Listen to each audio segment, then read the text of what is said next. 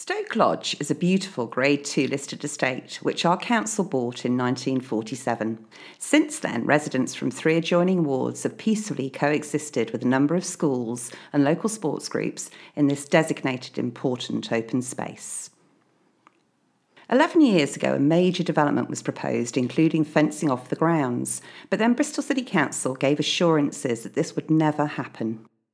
A year after this promise was made, Cottam School, who were using Stoke Lodge for PE a couple of mornings a week, converted to academy status, which meant the use of the council land needed to be formalised.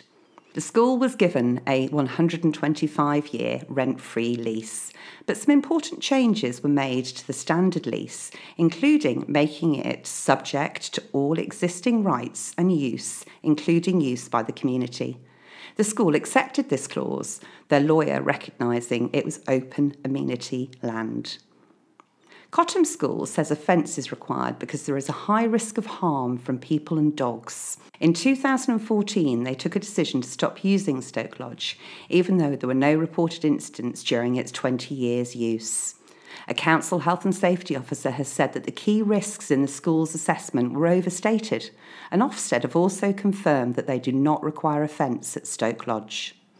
The school was already using Coombe Dingle Sports Complex extensively for its sports provision, even though it also has open public access. So why does it need a fence at Stoke Lodge? Why take that fight all the way to the court, at great expense to both the education and council budgets? In May 2018, the school published plans to build high-security fencing at Stoke Lodge. Despite best efforts from our MP, Darren Jones, the school didn't wish to discuss our compromise proposals to meet their safety concerns. Fencing around the entire site was their sole objective. The school told us to stop making freedom of information requests and to shut down our Facebook group. So we felt we had no choice but to submit an application for Stoke Lodge to be registered as a village green. This would mean that the school and sports club's use is protected alongside that of the community, and we would create an amazing shared space for exercise and recreation for all Bristolians, the many, not the few.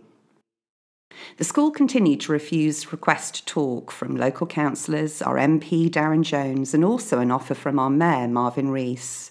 On the 14th of January, they arrived on site to build a 2-metre-high, mile-long security fence.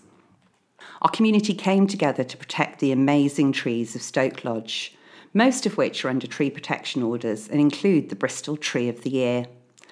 Despite it being a legal requirement, no application to do works on or near to these trees had been made. Our peaceful protests resulted in changes to the planned fence line, but council officers took a discretionary approach to the legislation and their own published policies, a dangerous precedent for our city's trees. There are 3 active badger sets at Stoke Lodge. This means the school should have obtained a licence before starting the construction. The police asked the school to wait just 24 hours for a police wildlife officer to arrive, but the school refused and that day built a fence within metres of an active badger set. No badger gates have been installed in the fence, and one badger has already been hit by a car because the fence blocked its path. Thousands of residents, including those with disabilities, have been significantly impacted by this fence. Bristol City Council's equality team have advised that they would not get involved without a planning application, so many, like Sue, have not had their voices heard. Hello, my name is Sue. I'm 69.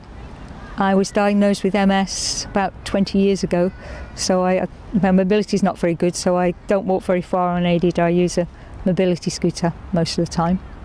And 11 and a half years ago, I was lucky enough to get a bungalow in Ebenezer Lane around here, overlooking Stoke Lodge playing field. It's such a fabulous place to be.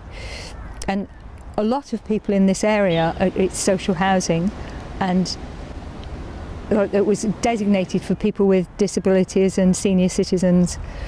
So they're all just really, it's really nice for people to be able to come to this area. Unfortunately, at the moment, I can't get into my normal level access just down the lane there, and now I have to go a half a mile round to go in on Trihampton Road. So I'd really like to be able to to go and be there and be nourished and just relax and be at peace in there. So if there's anything you can do to help me to get more level access in this place, I'd really appreciate it. For 70 years, these paths across Stoke Lodge have been well trodden. But the fence has now blocked 4 claimed public rights-of-way that have been awaiting consideration by our council for some 15 months. So children are now forced to go through hazardous, informal entrances and onto busy main roads just to get to school. The safe routes across the field are blocked by locked gates, so they either go to school by car or take dangerous journeys right around the outside of the lodge along main roads, narrow pavements and busy roundabouts. Cottam School have always promised a generous perimeter walkway, but you cannot walk around the perimeter of the field. The school would not give up a 1-metre strip within a 22-acre site so that children could get to their local playground without going through a busy car park.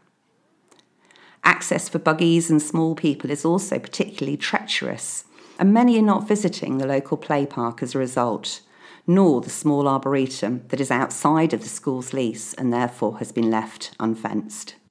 Our community just wants to share this once unique and beautiful place. Many of us are parents, and we also want a safe, clean place for our children and Cottam pupils to enjoy. But our needs have been ignored, and we have been vilified by Cottam School. We did not want to take legal steps, but we have been forced to. And now Bristol City Council has refused to hear the voices of thousands of its residents by banning our petition from being presented. Surely the people you have seen in this video have a right to be heard. Bristol City Council, you can do something to help your residents. Please consider our public rights-of-way application as soon as you can. Please help Sue and her neighbours with safe access to the field. And please don't let the same thing happen to other important open spaces across Bristol.